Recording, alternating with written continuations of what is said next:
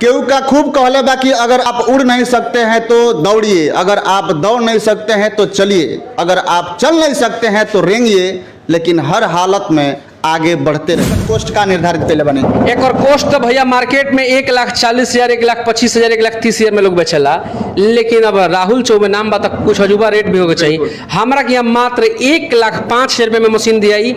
एक बावजूद भी 6 तारीख तक ऑफर बा हमारा कि यहाँ 6 तारीख के पहले मशीन बुक करे तो में 5% डिस्काउंट भोजपुरिया झकोरा के नाम पर दियाई। 5%। केहू का खूब कहले बा कि अगर आप उड़ नहीं सकते हैं तो दौड़िए, अगर आप दौड़ नहीं सकते हैं तो चलिए, अगर आप चल नहीं सकते हैं तो रेंगिए, लेकिन हर हालत में आगे बढ़ते रहिए। जी हाँ, ये बात हम कहनी है गोपालगंज के एगो युवा बानी राहुल भाई। ये पहिलका बार नहीं के जब हमनी के राहुल भाई से बात करब सन, भोजपुरिया झकोरा के मीडिया राहुल भाई से बात करी। ये हमनी के तीसरका चौथा बार पहुंचल बानी सन सारिका इंटरप्राइजेस। वो इंटरप्राइजेस बा वो एगो उद्योग देवे के व्यवस्था बा राहुल जी के पास में, जौन आज सारिका इंटरप्राइजेस के द्वारा लाखों लोग बिहार में, लाखों युवा बिहार में आज रोजगार करता रहे। मतलब कि खुद मालिक बन के 2-4 आदमी के रोजगार भी देले बाड़न। विदेश से आवे वाला लोग लगातार सारिका इंटरप्राइजेस से संपर्क में बा, लगातार मशीन लेके जाता। और नौजवान लोग जे दिल्ली, कलकत्ता, बंबई से कोरोना वैश्विक महामारी में जे घर लौटल बा, जे अब तक तलाश में बा कि का हमनी के का करी सन, कहाँ जाई सन, कौना मुखिया जी से कहीं सन, कौना विधायक से कहीं सन, कौना सांसद से कहीं। तो सरकार के सब योजना बा, 10 लाख मिली, हई रोजगार करम तब 5 लाख मिली, लेकिन मिलत केहू के नहीं खे। ए निराशा के बीच में गोपालगंज के राहुल भाई एगो आशा के किरण बन के लगातार युवा लोग के रोजगार दे रहल बानी। सबसे बड़ा बात बा और खुशी बा, और गोपालगंज के धरती से तमाम बिहार के बेरोजगार युवा लोग के रोजगार देवे के काम सारिका इंटरप्राइजेस फर्स्ट डे से ही, जब से सारिका इंटरप्राइजेस जौन बा गोपालगंज में एस्टेब्लिश भइल, तब से लेके अब तक बेरोजगार युवा लोग खातिर एगो सहारा बन के सारिका इंटरप्राइजेस खड़ा बा। बार बार सारिका इंटरप्राइजेस और राहुल जी के पास में पहुंचे की मतलब नहीं है कि हमनी के व्यवसाय के प्रचार करतनी सन, बल्कि पहुंचे के मकसद ई बा कि व्यवसाय के बाद ये व्यवसाय के ज्ञान वो हजारों वो लाखों युवा तक पहुंचे, जो अब तक इंतजार में बा कि हमनियों के हाथ में कोनो काम आई तो काम करती सन।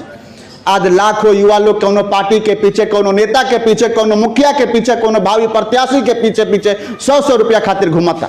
इस सच्चाई बा, अपना आसपास में देखी। लेकिन उन्हें कुछ युवा लोग बा जौन अपना बल पर 50 रुपया ही सही, 100 रुपया ही का सही, कुछ कमा के अपना जीवन में कुछ करे के चाहता। मतलब कि इंटरप्राइजेस के माध्यम से जाने के मौका मिलल। लेकिन खास तौर पे आज हई मशीन बा जौन आइल बावे ऑल इन वन बा। मतलब कि ये मशीन से 3-4 प्रकार के प्रोडक्ट रहुआ तैयार कर सकतानी। घर बैठे, छोटा सा जगह के जरूरत बा, ज्यादा जगह ना चाहिए। बिजली बा, फुली ऑटोमेटिक मशीन बा। का ऐसे तैयार हुई हम राहुल भाई से पूछे, और सुनहरा मौका बावे एगो ऐसा मशीन आइल बा जौना से 3-4 प्रकार के रौड़ा प्रोडक्ट के तैयार करके बाजार में बेच सकतानी और मालिक बन सकतानी, नौकर ना। चलतानी सीधे हम राहुल जी के पास में। राहुल जी, फिर से स्वागत बा और हमारे चैनल में। बहुत बहुत धन्यवाद। श्रोता सबके हम पैर छू के प्रणाम करतनी, हार्दिक अभिनंदन, जय जयकार बा। खास करके रउआ के विशेष धन्यवाद कि हमार जौन सपना मन में हम सोची ले एकरा के आम जनता तक पहुँचाई ले, एकरा के कोटि कोटि धन्यवाद। एक एगो बात होला राहुल भाई से। राहुल भाई के जब फोन हमरा मोबाइल पर आवेला, एक एगो बात कहले कि राहुल भाई युवा लोग खातिर उड़ा का करता नहीं, युवा लोग खातिर लगातार और प्रयास बा, लेकिन अब का बेहतर प्रयास कैले बनी, अब का बेहतर प्रयास बा, कुछ बात बढ़िया, कुछ और बढ़िया लेके आई, लो कॉस्ट वाला मशीन लेके आई, जौना से एगो मशीन से 3-4 प्रकार के प्रोडक्ट तैयार हो जाओ। अब रहुआ एगो सरफ वाला एक सिंगल मशीन बा, आटा चक्की वाला सिंगल मशीन बा, हम तनी एगो ऐसा प्रोडक्ट आओ राहुल भाई क्योंकि एगो मशीन से ज्यादा प्रोडक्ट बन सको। राहुल भाई हमरा बात के मल्ले बने खातिर राहुल भाई के बहुत बहुत धन्यवाद। धन्यवाद भैया, धन्यवाद। अच्छा, हई मशीन बा जो रहुआ मंगवाले बानी, का बा, कैसे बा, एकर फंक्शन पूरा बताएं। देखिए, ई मशीन जौन बा एकर नाम हो ऑल इन वन। माने एक मशीन से 3 गो काम, 4 गो काम ऐसे होला। जैसे रउआ देखत तनी कि मार्केट में फोम के पत्तल बैन हो गई, तो अभी बफर प्लेट चलता जौन कि लोग हाथ में लेकर सुंदर सुंदर पत्तल आवता, केला का पत्ता, अनेकों सारा डिजाइन के, ओकरा बाद से ओकरा के लोग खाता। तो ए भैया सबका से हम ही कहतनी कि फोम बैन हो गल तो चिंता मत करी, ए मशीन के खरीदी, ए मशीन से 3-4 काम करे। पहले की पत्तल हर तरीका के निमन से निमन बनाई, एक बाद से रोल वाला कटोरी पत्तल भी बनाई, एक बाद रौरा एमे चाहतनी तो स्क्रैप और बर्तन धोले जन जाली आवेला उहो ही पैक कर दी। इतने ना एक बाद रौरा चाहतनी कि ऐसे चप्पल बनावे के तो चप्पल के भी काम करी, चप्पल भी कटिंग करी। हमारा मशीन में 20 टन प्रेशर बा, 20 टन प्रेशर के हाइड्रोलिक मशीन भी आई। मशीन के वारंटी बा 4 साल। हमरा कैसे मिस्त्री जाकर के इंस्टॉल करी, ओकर चार्ज रवा देवे के पड़ी, इंस्टॉलेशन चार्ज देवे के पड़ी, रवा के जाकर मशीन इंस्टॉल करी, ट्रेनिंग दी और रवा ट्रेनिंग के संग अपन यहाँ काम करी। हर संभवतः रवा संग कंपनी खड़ा भी है। अच्छा राहुल भाई एहने आ जाए, थोड़ा सा विस्तार से बात कर जाए, एक कितना पावर एकर बतानी है?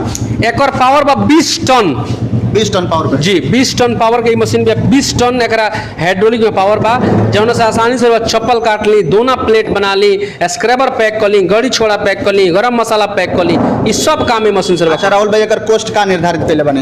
एकर कॉस्ट तो भैया मार्केट में 1,40,000, 1,25,000, 1,30,000 में लोग बेचेला, लेकिन अब राहुल चौबे नाम बा तो कुछ अजूबा रेट भी होगा चाहिए। हमरा के यहाँ मात्र 1,05,000 रुपये में मशीन दियाई।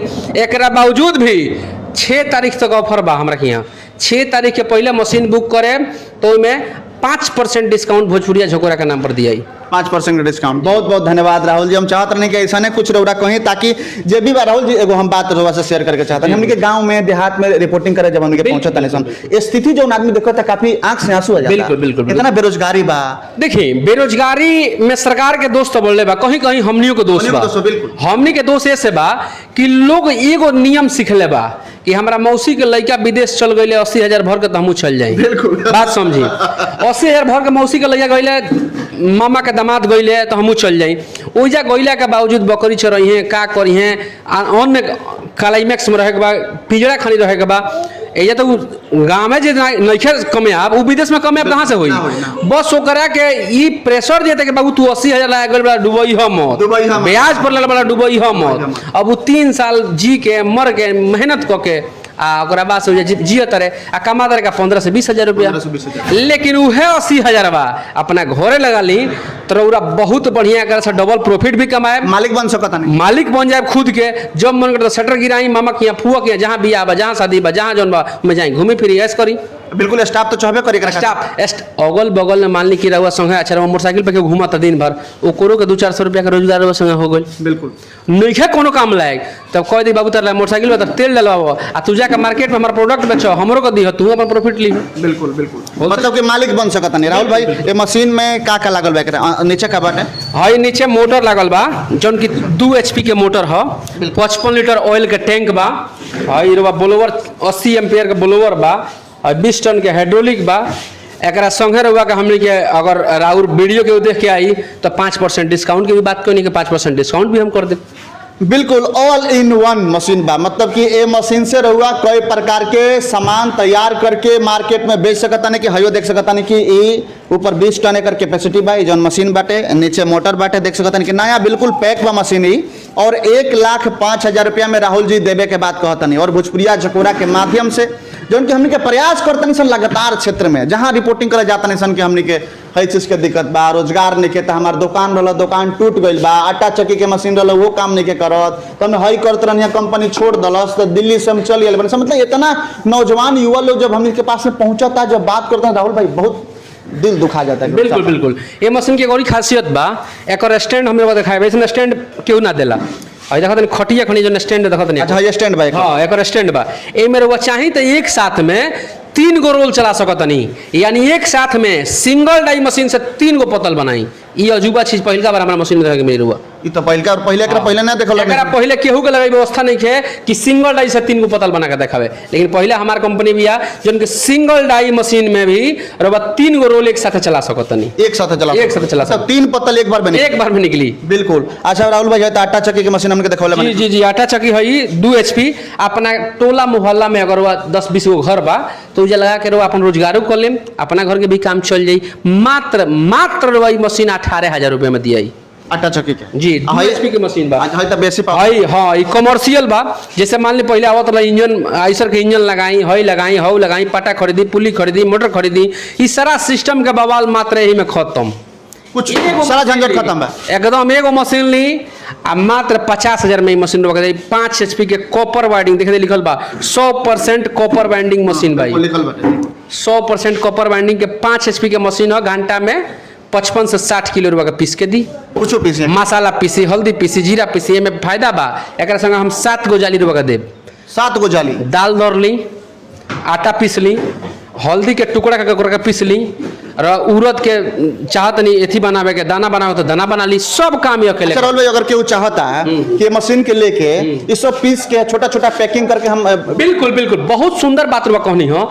रौरे के यहाँ के हल्दी आ उहे जब हल्दी पीस के कोनो ब्रांड कंपनी पैक करके देती है तो रउआ के यहाँ से 20 रुपया किलो के 30 रुपया किलो के कच्चा हल्दी खरीद के रउआ का 500 रुपया किलो हल्दी पैक कर देती है। आ तब वो शुद्धता पर शक बा कि कहीं केमिकल तो नहीं मिलावल। बिल्कुल। तो ऐसे अपना के यहाँ के हम जनता जनार्दन से निहुरा करे कि रउआ अपने स्वदेशी प्रोडक्ट अपनाई। अपना के यहाँ के बनल अगर केहू हल्दी पाउडर पैक करके बेचता तो रउआ खाए तो कोई नुकसान ना करी, कहाँ से रउआ माटी के बनल हो। बिल्कुल बिल्कुल। तो ई मशीन ले लेब, एकरा संगे एगो बैंड सीलर मशीन आवेला 20,000 रुपया के, उ ले ली। आ पाउच हमरा के आसानी से मिल जाई, 260 रुपया किलो मिली। पाउचवा ले ली, एमे से पीस ली आ पैक करके आ मार्केट में अवेलेबल करा दी और ब्रांड तैयार हो जाए। स्टाफ रखी मार्केट में बेची। मार्केट में बेची। हल्दी पैक, हल्दी में ब्रांड ना होला, मिर्च में ब्रांड ना होला, रौरा धनिया में ब्रांड ना होला। ई सब तो जमीन की चीज है, में कोनो ब्रांड के लफड़ा नहीं है, आराम से बेची। अपना बिहार का सबसे फेमस चीज जौन विश्व में प्रसिद्ध बा सत्तू, बिहार का सत्तू। बिल्कुल, बिल्कुल। सत्तू पैक करी से वो बढ़िया भी है। बिल्कुल। तो देख सकता नहीं कि सुनहरा मौका बा सारिका इंटरप्राइजेस में रउआ पहुंच सकता नहीं, और कि लो कॉस्ट और भोजपुरिया झकोरा के वीडियो के माध्यम से रउआ आएम तो 5% राहुल भाई हो मशीन पर 100 पर 5%। स्क्रैबर मशीन हो देख ली 35,000 वाला सेल लगा दिले बनी। 35,000 में मैनुअल मशीन सब किनला बानी, जानतो बानी ओकर दाम 30 से 35,000 रुपया लूटता लोग। अभी बहुत लूटे रहा बड़ा गोपालगंज में मिल के रोज देखते बनी। तो एकरा के रउआ मात्र हमरा के से 25,000 में खरीद के ले जाई, मात्र 25,000, 10,000 छूट भाई पर 10,000 छूट भाई जी।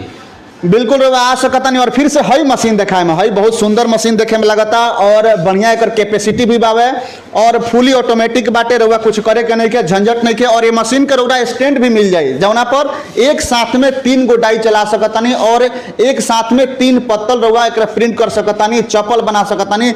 एकरा में स्क्रबर जौन बाकी वो भी पैक कर सकता नहीं। बहुत बढ़िया मशीन बा, और काफी हमने के बात होता रहा, करीब 1 साल से बात होता कि ऐसा मशीन मार्केट में आओ जो उनकी एक मशीन से आप 3 मशीन 4 मशीन के इंस्टॉल करे में दिक्कत बा। तो राहुल भाई के प्रयास से ऐसा मशीन आ गई बा गोपालगंज के धरती पर। पहला बार सारिका इंटरप्राइजेस लेके आई बा जो उनके एक मशीन से कई प्रकार के प्रोडक्ट रहुआ तैयार कर सकता है। जी राहुल भाई बोलिए। हाँ हई पत्तल टाइप के बफर देखा तनी, बफर पत्तल यही से बन जाई जी। एकरा बाद हमरा के यहाँ स्क्रैबर का ऑटोमेटिक मशीन बा मात्र 55,000 रुपया में।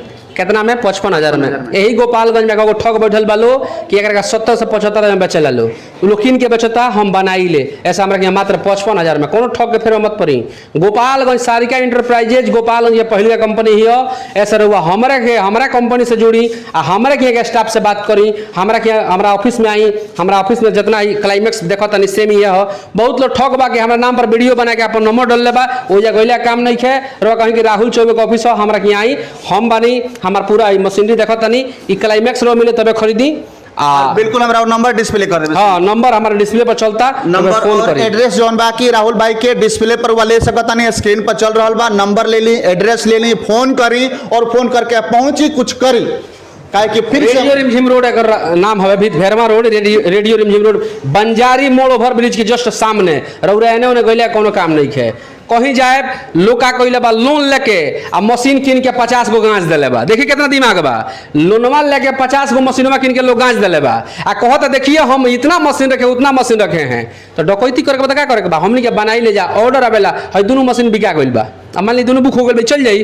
तो फिर जे खर्च करे तो हम फुर्सत नहीं बनावला सा, जकरा किने तो सोचो किन के लेके धो दी। वो तो कहीं से किन के कैसनो मान लेके आ जाता। कुछ लेके धोएता, ओकरा बाद में कहता कि मिस्त्री जाएगा, ई जाएगा, ऊ जाएगा, भूलिया शुरू बा। बिल्कुल। तो रउरा फ्रॉडबाजी से भी बचे के पड़ी।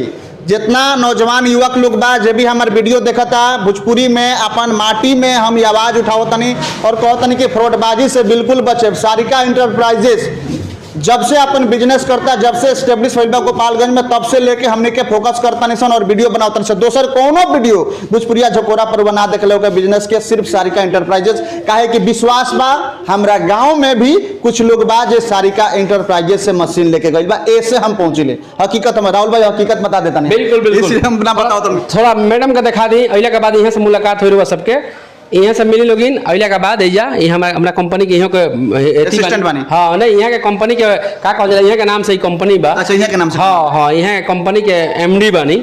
रवा आई तो यहाँ से मिली।